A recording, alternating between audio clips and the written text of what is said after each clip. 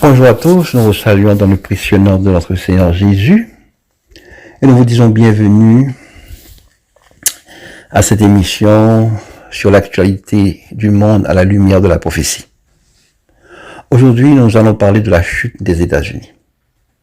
Selon la prophétie biblique, les États-Unis doivent connaître un revers important et déchoir de leur hégémonie, de leur domination. Dans la statue de Daniel, nous parlons du songe du roi Nebuchadnezzar que Daniel a interprété.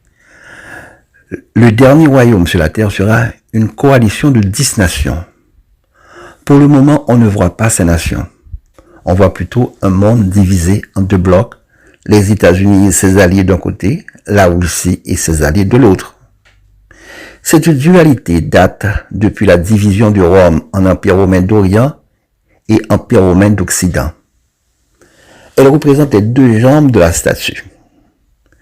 Après ces jambes viennent les pieds, terminés par 10 orteils. Le passage des jambes aux pieds ne se fera pas sans heurts. Pour passer d'une domination à une autre, il y a toujours eu confrontation entre la puissance décadente et la puissance émergente.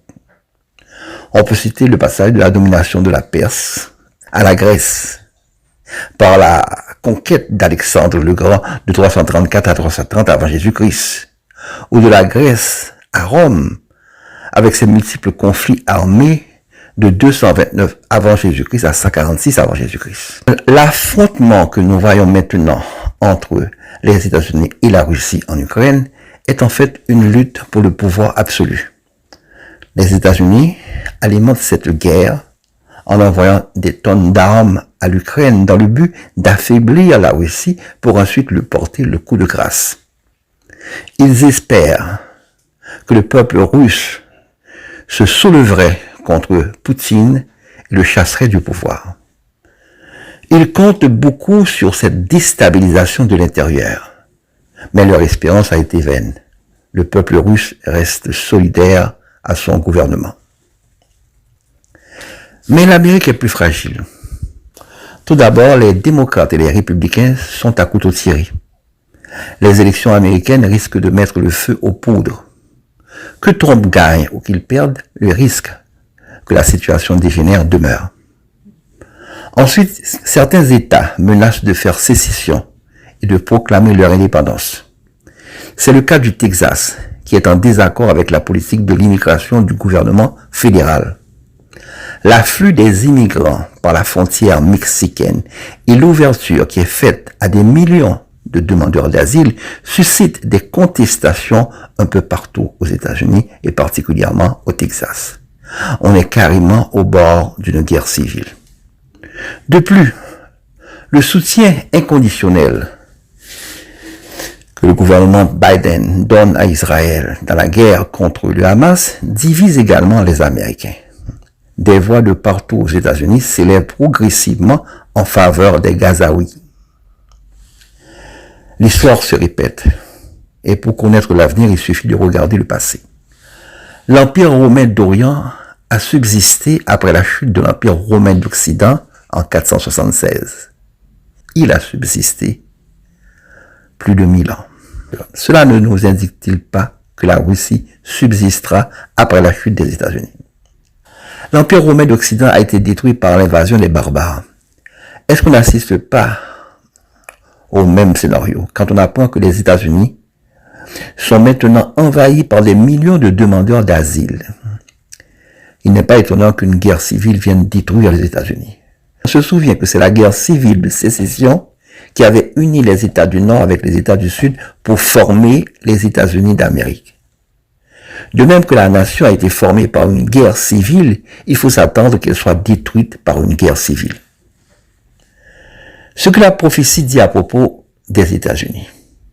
Dans Daniel chapitre 8, ils sont représentés par la petite corne. C'est de cette nation que viendra l'Antéchrist, l'homme qui s'élèvera au-dessus de tous les dieux et se proclamera lui-même Dieu. C'est de l'Amérique que viendra également la persécution des chrétiens. Cela doit étonner. Comment le pays qui s'est fait le bastion du protestantisme se retournera-t-il contre Dieu? Rien d'étonnant. On a vu Akab, le roi d'Israël, faire périr les prophètes de l'Éternel. L'Apocalypse parle également des États-Unis dans une énigme. Dans Apocalypse 17, c'est ici l'intelligence qui a de la sagesse. Les 7 têtes sont 7 montagnes sur lesquelles la femme est assise. Ce sont aussi 7 rois. 5 sont tombés, un existe, l'autre n'est pas encore venu. Et quand il sera venu, il doit rester peu de temps. Et la bête que tu as vue et qui n'est plus est elle-même un 8e roi, et elle est du nombre des 7. Et elle va à sa perdition. Nous donnons une explication. Les 5 qui sont tombés sont 5 empires du passé. L'Égypte, Babylone, la Syrie, les Perses, la Grèce. Un existe, c'est Rome. L'autre qui n'est pas encore venu, et quand il sera venu, il doit rester peu de temps, ce sont les États-Unis. En effet, depuis la chute de Rome, aucun empire n'a pu dominer le monde, n'a pu être considéré comme universel. Ce sont les États-Unis, à la faveur des 2 guerres mondiales, qui ont connu une ascension vertigineuse et qui ont vraiment dominé le monde quand ils ont éclipsé leur principal rival, l'Union soviétique, en 1991. Je parle du démantèlement de l'Union soviétique. Ils sont devenus un empire universel, à l'instar des empires du passé, et même plus encore. Ils ont la domination militaire avec la plus grande armée du monde. La domination économique étant devenue la première puissance économique du monde. Leur monnaie est devenue la devise principale pour les échanges commerciaux. La domination politique étant l'État, la nation qui défend la démocratie et qui l'impose à tous les peuples. La domination artistique, que ce soit dans la musique, la cinématographie avec Hollywood. Ils ont constitué carrément un gouvernement mondial. Les grandes institutions qui dominent le monde et règlent son fonctionnement viennent des États-Unis. L'ONU, la Banque mondiale, le Fonds monétaire international, etc. Ils ont tous leur siège aux États-Unis. Mais le 30 novembre 2015, la Russie a commencé à montrer ses couleurs comme une puissance contestataire des États-Unis. Depuis lors, l'hégémonie des États-Unis est compromise. Et comme l'Apocalypse nous dit que la dernière puissance, la 7e, doit rester peu de temps, et si c'est bien les États-Unis qui représentent la 7e, les États-Unis doivent demeurer peu de temps. Il faut s'attendre à leur chute. Que Dieu vous bénisse. Prions maintenant. Seigneur, nous te remercions pour la prophétie. Tu nous as avertis de ce qui va se passer. Ça nous permet de n'être pas étonnés quand nous voyons ces choses s'accomplir. Cela nous permet également de nous préparer, Seigneur, afin que nos reins soient sains, que nos lampes soient allumées et que nous soyons prêts pour aller à la rencontre du Seigneur.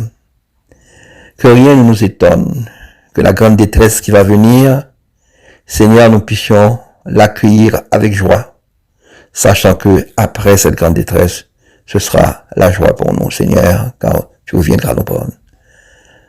Merci Seigneur, nous te prions ainsi au nom de Jésus. Amen.